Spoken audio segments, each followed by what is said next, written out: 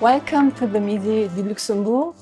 I'm Claudia Brink, the curator of the exhibition Miroir du monde, chef d'œuvre du cabinet d'art de Dresde.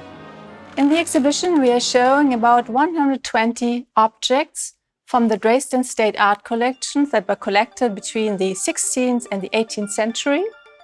Some of them belong to the old Kunstkammer. This is the place where collecting in Dresden began. Let's have a look.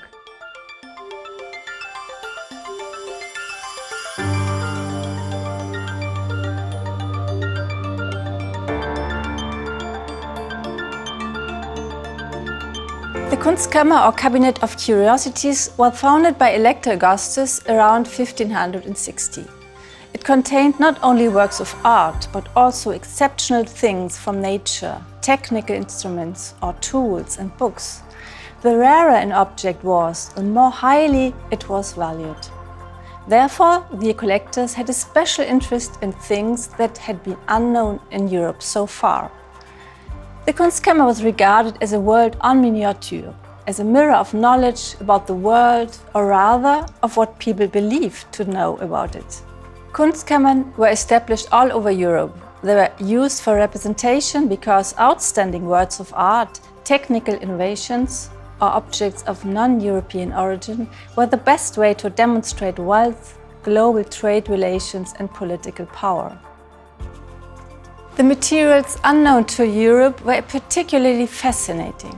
Many objects from the Kunstkammer reached the Dresden court as diplomatic gifts, such as a particularly rare Chinese porcelain vessel from the early Ming period presented by the Medici. Because of the rarity, some materials were believed to have healing or even magical powers. When Elector Augustus had a jug from the Seychelles bought from Lisbon, he was convinced that it was good against anger and melancholy. The most precious object of the Kunstkammer was something thought to be the horn of the unicorn. It hung from the ceiling on a golden chain and was described again and again in travel reports. The fact that it was actually a tusk of a narwhal was only discovered in the course of the 17th century.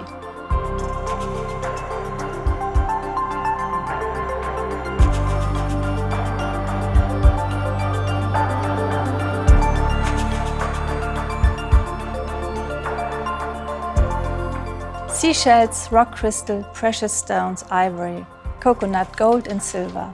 All these materials were in great demand among artists in Europe. We are showing a group of outstanding pieces from the Greenwald, all of them variations of the sea snail. They were polished, partly engraved and then made into drinking vessels, which often allude to the origin of the turbo snails and nautilus shells. There was a goblet composed of a variety of different snails, a ship on wheels which can move back and forth on the festive table, and a sea unicorn that is steered by the god of the sea, Neptune. One may assume that the dealers were well informed about the origin of their goods through their global networks. However, this knowledge was mostly not passed on. The collectors do not seem to have been interested in the origin and function of the pieces. For everything that came from outside Europe, they called it simply from India. Artists and natural scientists often took part in the European expeditions. They sometimes created very precise records of the flora and fauna they encountered. In contrast, native people were usually portrayed in a very stereotypical way. The construction of the uncivilized was intended to emphasize the supposed superiority of the Europeans.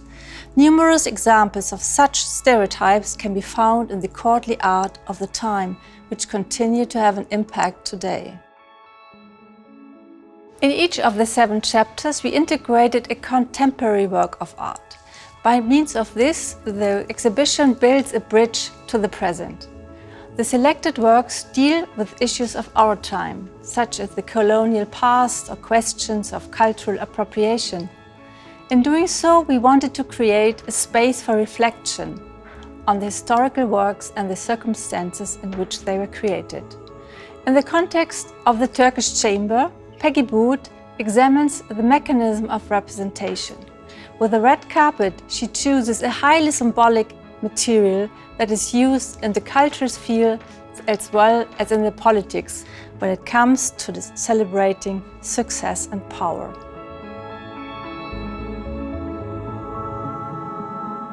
This was only a small insight into our exhibition Miroir du Monde. You are now invited to come to the Musée du Luxembourg to see the Kunstkammer and the other precious objects from the Dresden collection. The exhibition is open until January 15, 2023. We are very much looking forward to your visit.